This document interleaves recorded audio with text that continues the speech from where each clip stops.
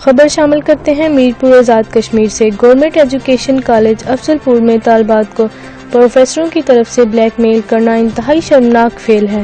سوابدیدی marks کی آڑ میں طالبات کو بلیک میل کر کے جنسی تعلقات قائم کرنے پر مجبور کرنا انتہائی شرمناک حرکت ہے۔ طالبات کے والدین اور معززین علاقہ کا کہنا ہے کہ ایسا اختیار پروفیسروں سے واپس لیا جائے۔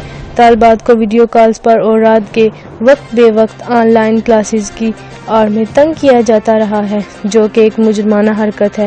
صحافیوں اور معززین علاقہ کو دوران میٹنگ پرنسپل ایجوکیشن کالج ملک صابر حسین نے بتایا کہ میں نے ابتدائی طور پر کچھ کارروائی کی ہے اور اس پر عمل درآمد بھی ہو چکا ہے۔